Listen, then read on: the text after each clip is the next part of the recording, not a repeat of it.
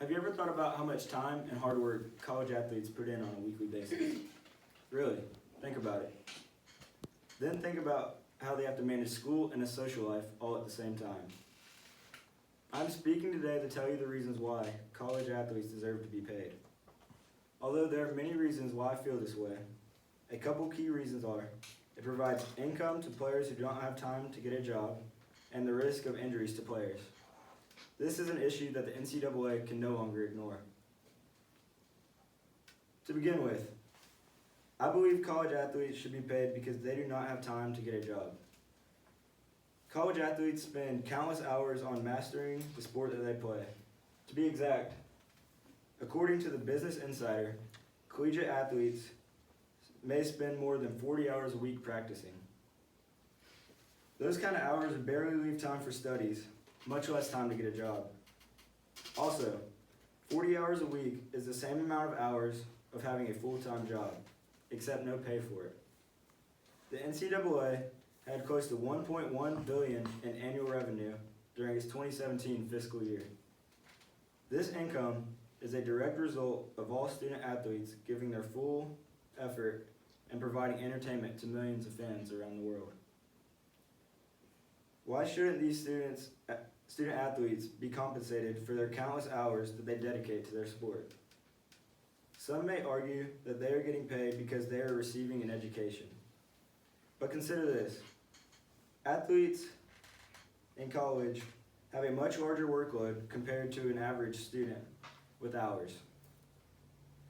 They spend hours and hours in rigorous training, playing games, studying for classes, and attending classes simultaneously.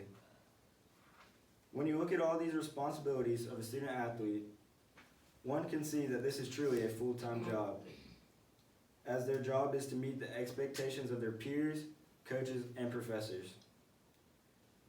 This far outweighs that of a student who receives an academic scholarship or no scholarship at all. I believe college athletes should be paid because of the chances of injuries. Statistics show that 90% of student athletes report some sort of sports-related injury.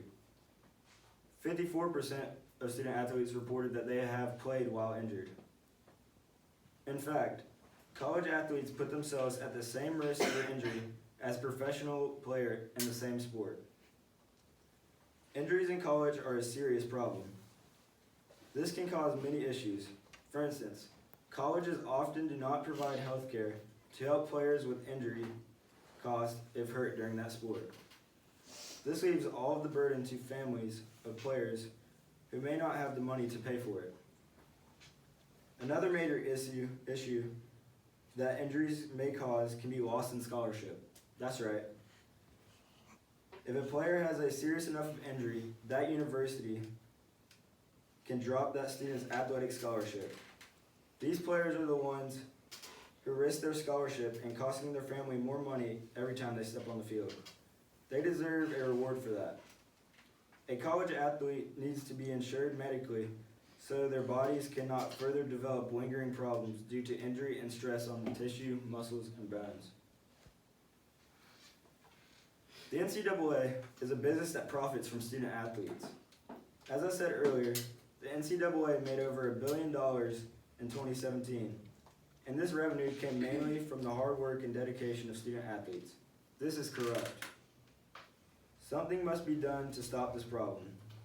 First, the NCAA should have a limit on the amount it can profit from student athletes. And secondly, college coaches' salaries should be reduced so athletes can benefit monetarily from their efforts on the field. The NCAA has generated millions of dollars off of merchandise sold.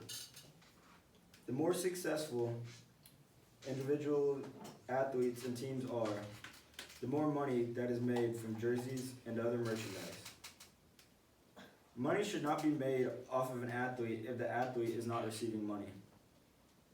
The players are working hard daily to make a name for themselves and their teams, so they should profit.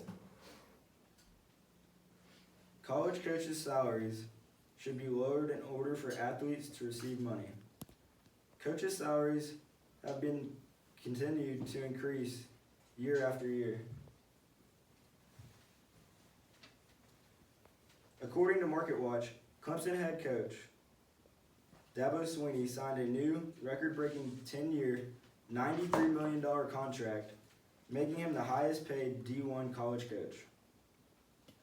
They should not be receiving such high salaries while the athletes, who are the ones who spend hours practicing and risking injuries, do not receive any money.